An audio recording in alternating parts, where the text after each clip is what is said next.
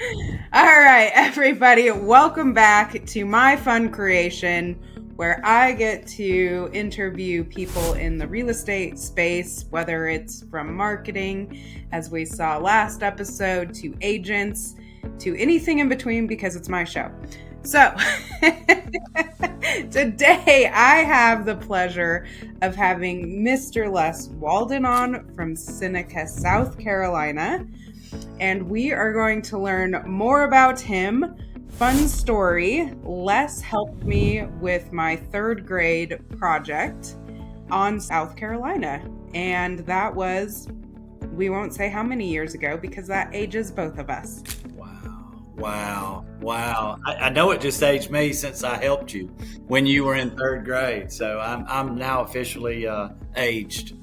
Definitely aged. And you recently had a birthday, didn't you? I did. I had a whole nother one. That was kind of cool. Lots of fun things and people actually wishing an old guy happy birthday. It was a great day. It was a wonderful day. Fantastic. Well, since my intro isn't as fun as what you can give us, why don't you give everybody just a little bit about you and about your market, and then we'll have some fun with this. Okay, well, awesome. Well, thank you for having me on. And so a little bit about me. Well, I've been in real estate now for 30 years. That really was hard for me to admit this year. I got my license in 1995, believe it or not. And so I'm celebrating 30 years in the industry. Along with that, though, I've been blessed to help about 4,000 people now buy and sell real estate. So while the 30 years seems bad, the 4,000 is a number that I'm very, very proud of, helping people and sometimes helping them more than once. So that's even more exciting to me. So I am a huge Clemson Tiger. Everybody knows that about me. You can see a tiger paw right behind me. You can see all kind of fun things behind me, but I'm a graduate of Clemson University. I live 7 miles down the road. So if you don't know where Seneca, South Carolina is, first of all, I'm as far west as you can be in the state of South Carolina. So all you people not from South Carolina, when people say South Carolina, of course, you probably think Myrtle Beach, Charleston, Hilton Head. That's as far away from me as you can be and still be in the state of South Carolina. So that's kind of cool, but I'm at the foot of the Blue Ridge Mountains and have lots of beautiful lakes right around me and Clemson University to add to that fun. It's just a wonderful place to call home. I recently did some messaging about that for the local area, that this is, I believe, the best place on earth to call home because of everything we have to offer. So that's a little bit about me and where I'm at, if you can visualize as far west as you can be in the state of South Carolina and still be in the state. And maybe we'll add a little map here so everybody. Why not? Why not? Right? You right. know? So I do this and I can touch Georgia, and I do this and I can touch North Carolina. So Well, there you go. It's kind of like the four corners, except you don't have four, you have three. I only have three. Yeah, sorry. Still not as cool. So maybe, no, I'm just kidding. Yeah, I agree. I haven't been able to visit, so. Yep, you need to come out. You will love it when you get here. I mean, what we call mountains, you don't really call mountains. You call those little hills, but we do call them the Blue Ridge Mountains, and they're beautiful. Yes, I've been to the other tip part of the Blue Ridge Mountains. They are beautiful, not your Up part. in Tennessee? Mm-hmm. Yep, okay, gotcha. So that was a little bit about me. What else do you want to know? Okay, so now we're going to have some fun with your market and getting to know your area, since this is about real estate. So if your market had a personality, how would you describe it? A lot like me. Laid back, kind of talk slow. So we move a little bit slower here. That's normal for the South. And but a lot of fun. That's exactly how I would describe my market. It's just incredible. We don't get bent out of shape about a whole lot of things, which is awesome. We enjoy what's around us and have fun. So it's a lot like me. I'm the living embodiment of my market. I love that. And should all real estate agents maybe be a little bit like that, do you think? Like, you mean like be the living embodiment of their market? Yeah. Probably so. Now, I mean, there's some places I probably wouldn't want to be the living embodiment of that market. But yeah, I would say that would help you be what I like to say. I'm a walking, talking billboard for my area. I am what you get when you come here. So now that we know that about you and your market, what's the most only in my market moment you've ever experienced? Only in my market moment. Wow. And it has to be real estate related? No. Okay. Well, you'll laugh at this because everybody thinks this about the South anyway. I met a brother and sister who also happened to be cousins. Okay. Well, I mean, I guess that's the South. Yeah. You go to, all the old jokes about the South. You go to the family reunion to find a wife. We don't have family trees. We have family sticks. All those jokes about us. But I did actually meet and know them pretty well, a brother and sister. They're also cousins. Very interesting. Now, is that like first cousins, married in cousins? That would be probably second cousins. I mean, it's close. They're close. Yeah. Well, I mean, if we want to get really funny, my parents technically are second cousins by marriage. Yeah, but see, that's a whole different ballgame.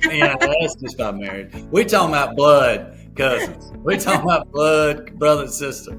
So, it's interesting to say the Listen, least. Only in your market, right? Only in my market. And they're good people to boot. So they're really, really, really good people. All right. So next question then. It can go off of that, but I have it. If real estate had a theme song for your business, what song would you choose and why would you choose that song? My hometown's rednecker than yours. Self-explanatory. Visit last question to get the answer why. Insert that to get there, to get to that. You said it was building on it, right? That's what I thought. Yeah. So no, that I do really like that song. What would I say would be a song that would be descriptive of my market? Probably Somewhere Over the Rainbow. Okay. Because when I tell you this is the best place on earth to live, there's no doubt. There's absolutely no doubt. I've been very fortunate and blessed to travel all over the United States and some other countries, and I choose to live here because it is the best place on the planet. We've got beautiful, beautiful lakes, and when I say lakes, enough shoreline actually here in Oconee County, my primary county. We've got more shoreline than the entire state of South Carolina has on the Atlantic Ocean. Beautiful lakes. It looks like the mountains come straight up out of the water. 4 seasons, 4 distinct seasons, but none are extreme. I mean, we're freezing our tails off today, and it's like 40-something degrees. So we don't like that. But I mean, we have 4. It's winter. It's fall. It's spring, and it's summer. But none are really extreme. So we have that going for us. I mean, you name it, and we've got it. We've got great local shops and restaurants and all that, and a great university. And not just because I'm a Clemson grad, but if you're looking for a place to live and activities to do, universities offer so many things. Of course, you've got all the sporting events from football, basketball, baseball, softball, whatever you want to go see from a sporting event. They also have the Brooks Center for the Performing Arts. They offer the Ollie Institute, which is somebody as old as me can go back and take a class, which is kind of cool. We just have everything, and we have a pace of life that everybody really wants. And so it's somewhere over the rainbow, and we're the pot of gold. We are the pot of gold. I love that. Now, you said it's 40 today and it's freezing. So do you get that cold humidity, or is it just cold because you guys are used to your nice 70-degree temperatures? That's a great question, because, of course, everybody thinks about humidity in the South. But in the winter, we're very dry. The humidity goes away. And that's kind of cool because with no humidity, your view of the mountains is phenomenal. It's almost like you can reach out and just touch the peaks of the mountains. You can go, hey, look at there. So it's really neat. But no, this is just cold. We had a hard freeze last night.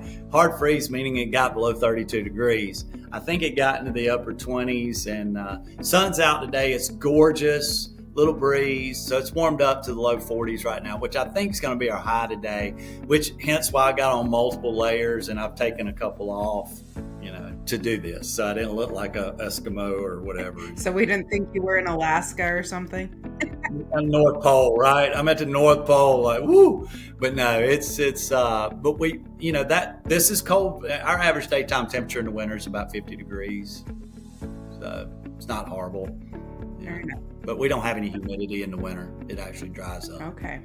Well, I just think of like when people say cold, like there's different colds. Like, there's different in Colorado, right? Like I'd say it's cold, but when I was in San Francisco, that's a new level of cold. It was like 50, especially in the summer. But you are like bone cold, like no jacket. It doesn't matter. You're cold. Right. Yeah. Well, I can remember being out there one August, and of course, Twain's quote is the coldest winter you ever felt was summer in San Francisco.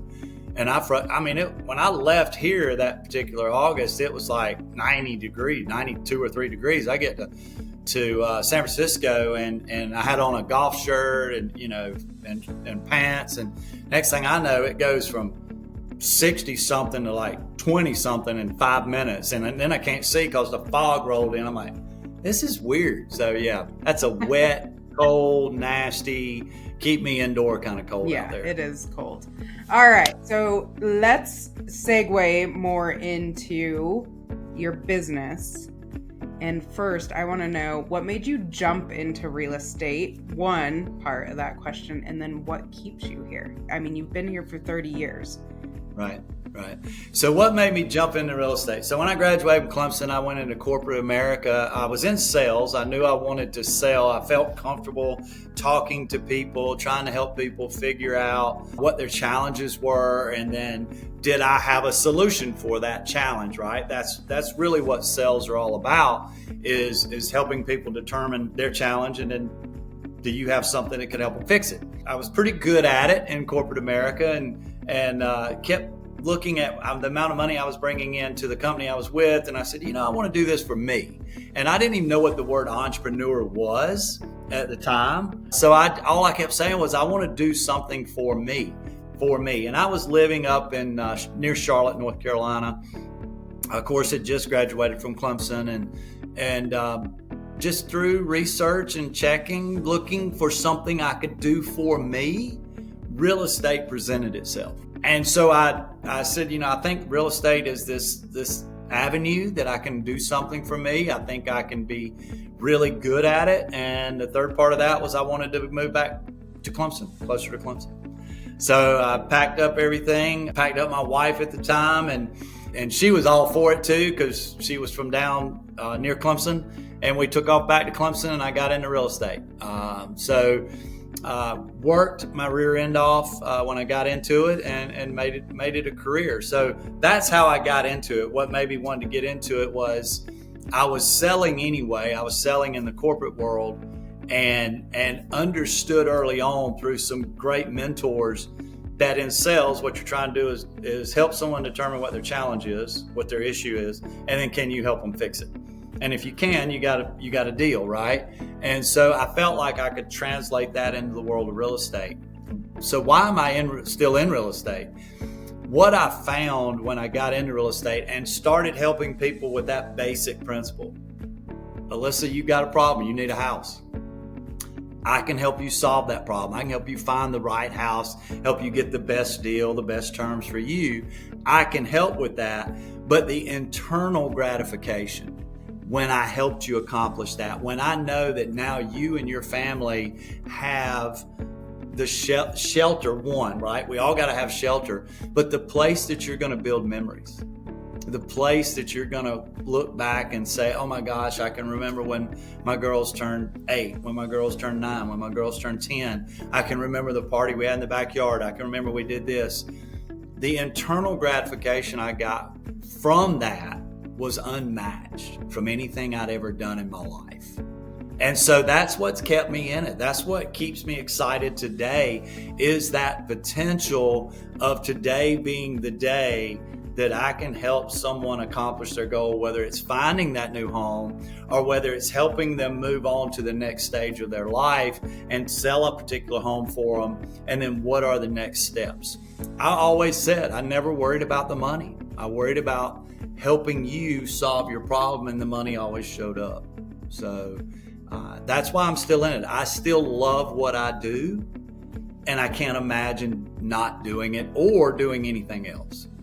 I think that's very powerful. And as I'm kind of seeing with other agents that have been on the show, really what drives everybody and keeps them in the craziness of real estate, because it has become, I think, as social media has come on the scene and digital marketing, like it's become a much different field than when you started. Right. You know, a lot of people think they know what an agent does. They've simplified it down, and that's really not the heart of it when you find agents like yourself who are truly passionate about this and helping people. Well, and the industry did that too. I mean, I think as an industry, we don't tell our clients, whether they be buyers or sellers, everything we do for them, right? We just go do it, and we make things happen, and we talk about things like, well, we know the road from here to there. We just got to avoid the potholes and the speed bumps along the way, and we're the ones avoiding them, right? It's like that when you take the airline flight. You don't know what all the pilot's doing up front. You just know you got off the ground and you got back on the ground where you were going. So I think as an industry, as the real estate industry as a whole, we haven't done a great job letting the consumer, letting our clients know everything we're doing to make this thing work for them. So yes, that lends itself to commoditizing the industry. All right, so we've dove a lot into this, and if there's somebody sitting there who's wanting to get started in real estate, what would be some advice that you would give them that you wish somebody told you when you first started out? Or maybe somebody did. Well, you know, it's funny you should mention that. And I just consider myself a blessed guy. I'll start by saying I was very fortunate. As I got a real estate license, I worked very, very hard. And I knew I needed to expose myself to coaching, to people that were doing it well, doing things that I wanted to do and doing it better. And so I was when I first got in the industry, I was a national franchise guy, and I went to a national convention because I thought, okay, this is going to be where I find these people that are doing the business the way I want to do it, that are doing this many deals a year, and learn directly from them. I come out of an athletic background where coaching was very important. And so I was exposed to those coaches early on. And so, and through a Star Power organization, you know, that we both are love and appreciate and have been around your whole dang life, and me my whole real estate life, right? So I stumbled upon, just because I went out and found them, people that could help me advance my career. Coaching doesn't necessarily mean you went and did this, or you got somebody with you every single day. Coaching means show me how you did this, right? Tell me how you did this. How did you get to this point? What did you do? What are the 3 things that you did that led to that? And I found that very, very early in my career, and always, and have continued. I still think that if you're not learning and growing every day, you're in a rut, and the only difference between a rut and a grave are the dimensions.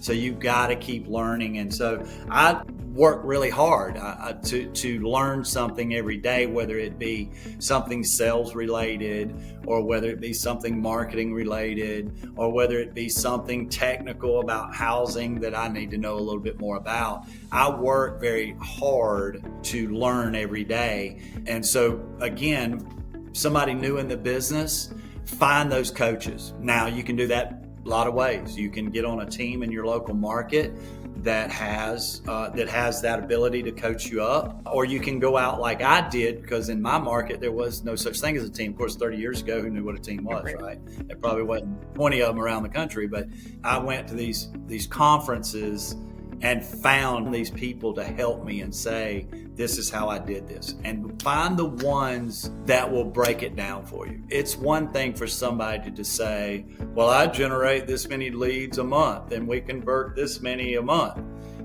Okay, break it down. First step, second step, third step, fourth step. How do you generate that many? Right? And so when you can find that coach that can actually coach, a lot of people can tell, but there's very few people that can coach, right? That can help you understand it. Because that's what coaching is not here's an idea, go figure out how to do it. Here's what we want to do. Here's the steps to make it happen. Do you see that you need a coach and a mentor? Like maybe the mentor is the one that sparks those ideas, right? Like I'm doing this to lead generate, and then find the coach that will help you break it down? Or do you think you really need like one person to do both of those things? Great question. I would tell you, let's put it back to sports, because I know you've got a sports background too. Was there one coach on the field, or were there multiple coaches on the field? Multiple coaches, right? And a lot of times one coach coached you in a certain aspect of the game, and another coach coached you in another aspect of the game. And so my belief is you might only need one personal trainer, right? But you've got to have other influences. Sometimes those influences are centered around idea generation. Sometimes those influences may center around just personal motivation, right? Being a positive person, being a positive leader, being approaching things the right way. And every coach has their specialty. That's why you hear some people say, well, that coach is great at X's and O's, and this coach is a great players coach, right? Everybody's good in their certain ways. So you may not need mentors and coaches or multiple coaches, but you've got to have this group or people that you can reach out to, that you can bounce ideas off of, that throw ideas at you. Maybe that group discussion. You may have to have this group that's all about motivation and self-awareness, and then you may have this group that is accountability in nature, right? So you could have all of those areas, but they could be, when I say coaches, they could be mentors too. Like I still have mentors. I still have people that I reach out to, and when I'm struggling with a decision or struggling with an idea, and bounce it off of them and see what comes back. I love that thought too of like you have multiple coaches, because I think back to college years, it's like we did have multiple coaches. We had like a swing coach, we had our endurance coach, we had a mental coach, like we had that. But then I think back to the coaches were great.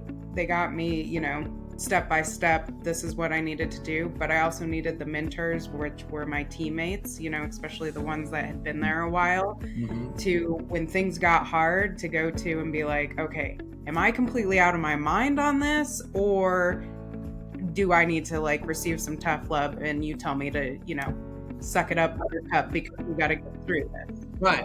And the mentors, accountability partners, when it got hard and maybe you, I'm not going to say wanted to quit, but let's say you weren't giving it your best effort, there was somebody there to say, hey, that ain't going to work. We get your best effort, not your leftover effort. So mentors and coaches can do a lot of things for you, and you need those people feeding into your life. Love that. So what's one small tweak that you made that made a big impact on your business? Well, as an old guy, the tweak was probably me getting on camera more, right? I've always loved marketing. My degree's in marketing, but marketing has changed so much in my time. I was in the business when we ran ads in the newspaper, right? You don't see that very much anymore. There was no such thing as the internet, right? Lordy mercy, we had an MLS book. By the time we got it, it was 30 days old. And then by the time you were done with it, it was 60 days old. So I've always loved the marketing idea, but things are changing so quickly. That's where people like you can be coaches and mentors and team members, because your grasp of the marketing idea, the branding idea, the storytelling philosophy, and then wrapping that up in AI and video and all those crazy things that need to happen today. One thing I think I've always been good at is telling a story. And I've just got to learn the ways now how to tell the story, right? How do you record the story and get it out, right? That's, I guess, what I need to always have people like you that have that expertise that can say, hey, let's do it this way. But I do feel like I've got the skill to tell the story. It's now just how do you tell it? Where do you put it? And are you telling it so that the people that hear it understand it? So was it a saying back then? Because I love the stories. Like, if that's one thing you take away from just this recording, is get on video and tell the stories. Like, just as simple as that. Did you back in the day get stories sell? Since you have the marketing background, because we hear that a lot now. Well, back in the day when you did, video is quite possibly the greatest thing that ever happened to small business, right? Mm-hmm. Because back in the day, who could afford a television commercial on the CBS affiliate or NBC affiliate? I mean, you just couldn't do that as a small business. So, a lot of your stuff was still, and you had to steal photography, right? Because you could run an ad in the paper, you could run an ad in a real estate magazine. So you had to try to tell the story through the picture, right? And then you tried through the written word. And so I felt like I've always had a good grip on that. And I am from the South. I mean, that's what we do. I mean, I can tell you about something that should take 30 seconds and it takes 15 minutes, right? We're storytellers. That's a gift that we've been given in the South. I just feel like I've been really good at that my whole life, telling the story, right? You've seen me on stage before and speaking to a group of people, and that's what I do. I just tell a story. I try to pull you in with the story, and hopefully you leave with the points, right? With the main point. But the story is what pulls you in to being aware of, oh my gosh, yes, that's such a great point. I can do that, So that's what's kind of fun, right? Is telling the story. And now video and the AI enhancements to video gives somebody like me, or really anybody, gives anybody the opportunity to tell the story. Guys, stop saying just sold. That's just ridiculous. Everybody knows it's sold. Tell the story of how you got there. You met this family. They were looking for this new place to call home. They had just moved to the area and didn't know the market well. They had children that they needed to enroll in school, and you helped them find the right school. You introduced them to the teachers at the school, and you helped them find the right home that had the right yard so the kids could play when they got home from school. And you helped them understand, oh my gosh, the location of this property will get you here and there. But yet when you're at home, it's like you're out in the middle of your own oasis. And tell that story, because that's what you really did. You didn't just go open a door and sell the house. You had that whole story that unfolded. You just got to learn how to tell it. That was one phrase that drives you crazy, right? Just sold. What's your other phrase that drives you crazy? Just listed. Welcome to. Yeah, welcome to. Yeah, welcome to. Like, okay. I got excited over welcome. Woo! The only way that I would let anybody do welcome to, which I know one post of yours, I did slip, but I have seen it, and these are agents that maybe are a little crazier, but they'll say welcome to the show or something that's unexpected, even though they're standing in front of the house, but there's a story that goes behind that, right? So maybe their house has, I don't know, something that happened in the backyard to why it's all dug up. So you put a creative twist on your story of this home to get it sold. Yeah, well, maybe, yes, you're 100% correct, right? Maybe what bothers me is welcome to 123 Main Street, right? How about, like you said, welcome to the show, but how about welcome to the property that ain't nothing a bulldozer couldn't fix? And then you show that there's a house here, but it's not salvageable, but a bulldozer can fix that. You can knock that down and start all over, and then you got a blank canvas. Then we can put what we want to. The location is great. And then I would say something like, and I had an old gentleman one time that I respected a lot. He was worth millions and millions of dollars, and he looked me right in the eyes and he said, "Son, they ain't making no more dirt." And then I'd look back at the dirt and say, "And here's the dirt he was talking about." Look, it's freshly tilled. It's not made, but it's freshly tilled. We can fix this with a bulldozer. Boom, we're starting over. There's your story, but maybe it's not just welcome to. Maybe it's welcome to 123 Main Street. I'm like, yeah, that's not grabbing my attention. But yes, welcome to the show, and then there's a house there, or welcome to the property that a bulldozer could fix this situation. And then you start out fun, and then you can tell the story. Yeah.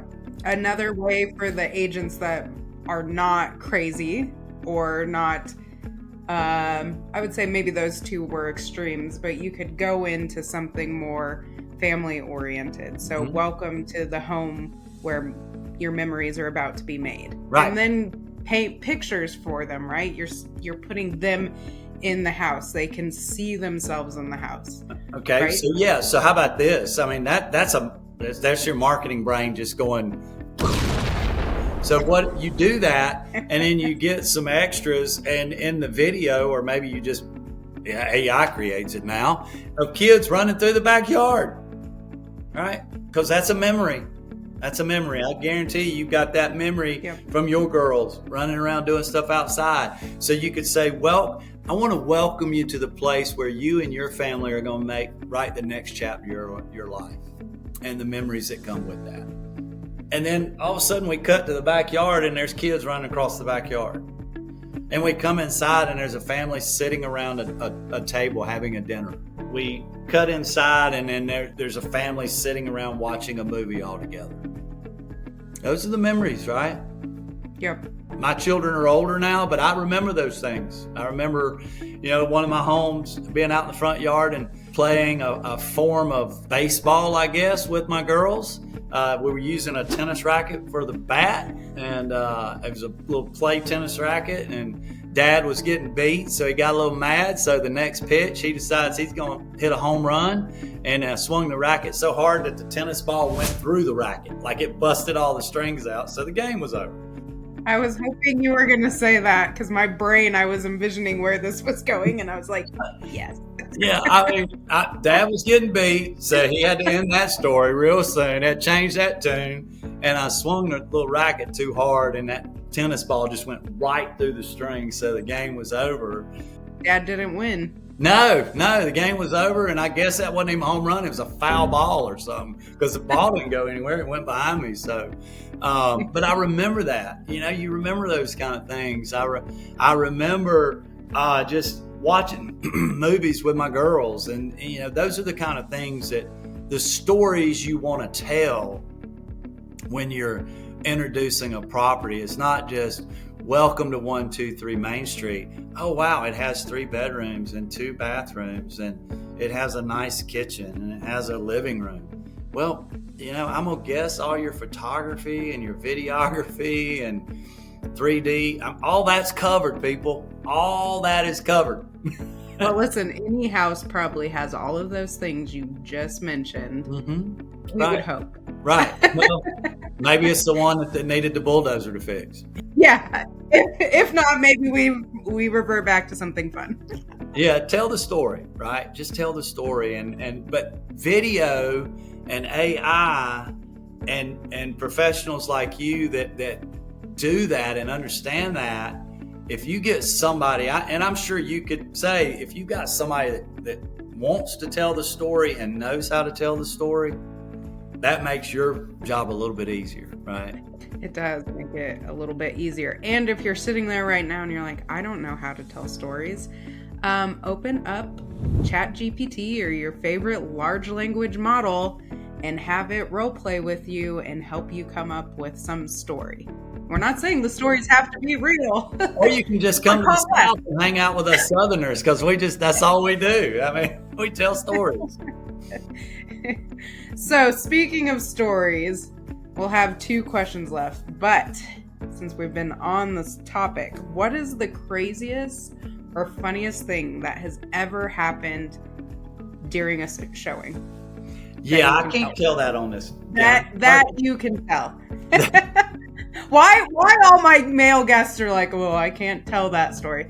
Okay, I'm going to tell this story, and if you need to clip it out, you clip it out, okay? Because this is by far the best thing that's ever happened. It's the funniest anyway, because I thought it was hilarious. So back in the day, way back at the beginning of my career, the only way to know really what was on the market and have firsthand knowledge of what was on the market was a thing we called Realtor's Caravan. In our little market, what we would do is on Wednesday morning, there would be one realtor that was kind of over it for the week. And you would call them and say, hey, I got a house I want to put on the caravan for Wednesday. And it was Wednesday mornings. The realtors would all meet at a place at 8 o'clock in the morning. And then we'd just basically rapid fire about 6 to 8, maybe 9 properties, right? You would just go boom, boom, boom. And all these realtors would come. And, some days you'd have 15 realtors. Some days you'd have 40, right, for the caravan. But that was how you did it. So a good friend of mine, a mentor to me, he'd been in the business a while, but he's a great friend, and he had a house on caravan. So we you can imagine this house is sitting there, and about 12 cars pull up, right? And every car, realtors rode together, so I mean, like 4 to 6 people jumping out of every freaking car. I mean, it looked weird. I mean, it kind of looked like they were being, like a SWAT invasion. SWAT. But we go up, he goes up, and of course the agent that has the property goes up and opens the door. And so he's getting the lockbox open. And back then it was an old keyed lockbox and whatnot. And when he get ready to open the door, the female, the lady of the house comes, and she's all flustered, and she's fully clothed, but she's flustered, and she said, oh my God, I'm so sorry. I was scrambling around trying to get out of here before y'all got here. I'm so sorry. I'm gone. I'm leaving right now. So, she was literally, her hands were flopping and flying around, and we're like, well, whatever, do what you want to do. She jumps in her car and takes off. So again, all these realtors go in the house, and they just all go in different directions, because we're just walking around the house just trying to get a feel for it. You're there like 10, at the most 10 minutes, and then you're gone to the next one. And so I'm walking around with this buddy of mine that this was his listing, and we walk into the owner's suite, primary suite, master suite, whatever you want to call it. And the big nice walk-in closet, and we hear this, and listen, there wasn't no cell phones back then, because everybody knows what that sound means now. So we hear that, and we're kind of looking in this big master closet. And then I'm just going to say that this thing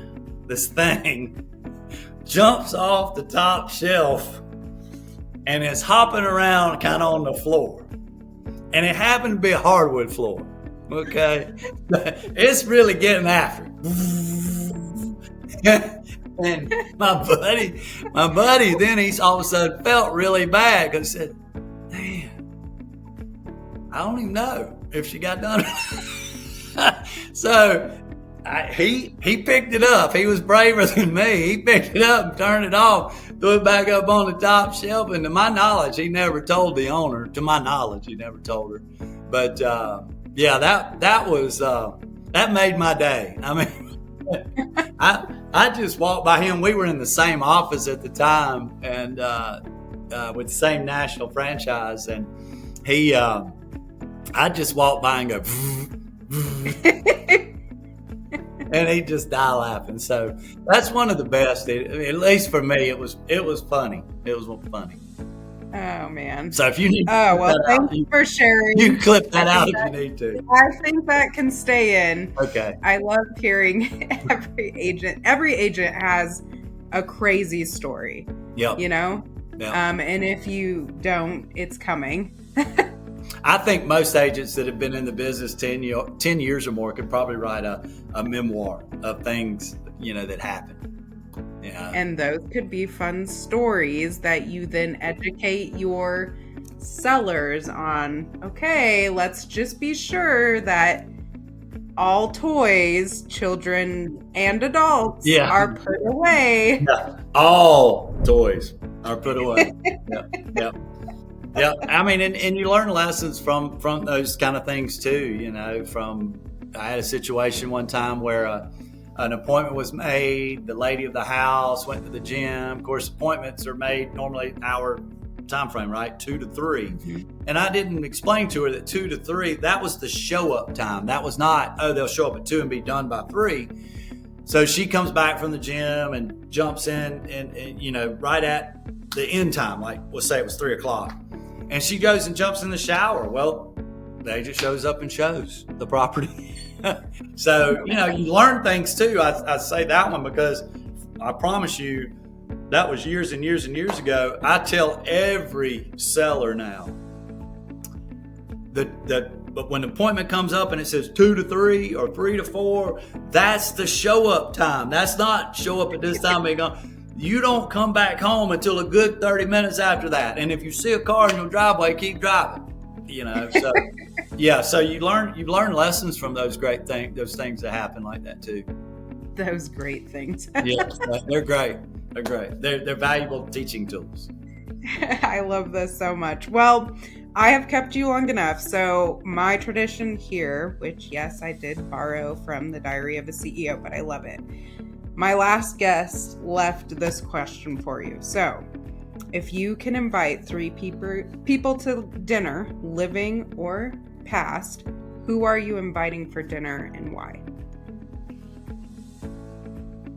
For any reason? Any reason. Okay.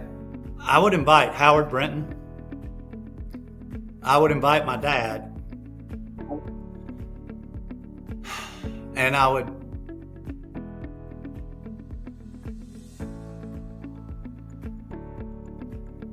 probably invite my mother.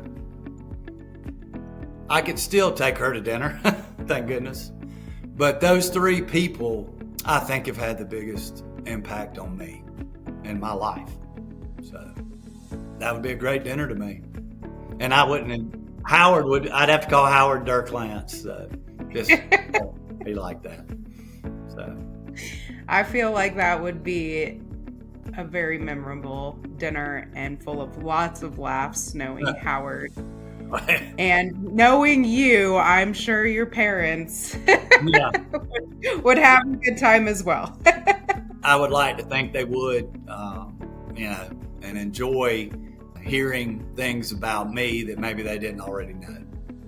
So, yeah, the stories that would be told. Yes, I was going to say, or maybe haven't experienced with you that could then experience. So right, yeah. I love that. Les, thank you so much. Hey, do I get to ask a question for the next person? You do, but I don't record it. So okay. I'll get it from you. Okay. All right. So nobody can prepare in case they go and rewatch it. In case they watch this. Okay. Because Yeah. I got a great question. Since you hit me with that, I got a great question for somebody. Yes, I'm sure you do. And everybody needs to stay tuned for next so that they can figure out Les's question. Right. Yep. All right. Thank you all. We will put information down below so you can reach out to Les if you have questions or you're looking for a coach or mentor in the real estate space or looking for property in the Seneca area or surrounding area. Les is your man. Right. And even if it's not in South Carolina, I bet you Les knows somebody within the wide, vast United States, and he can help you. So we'll put that information down below. If you liked this episode or there was something that you got from it, please share it and don't forget to subscribe. And we'll see you next week with a new adventure. So thank you all. Thanks, Les. Thank you.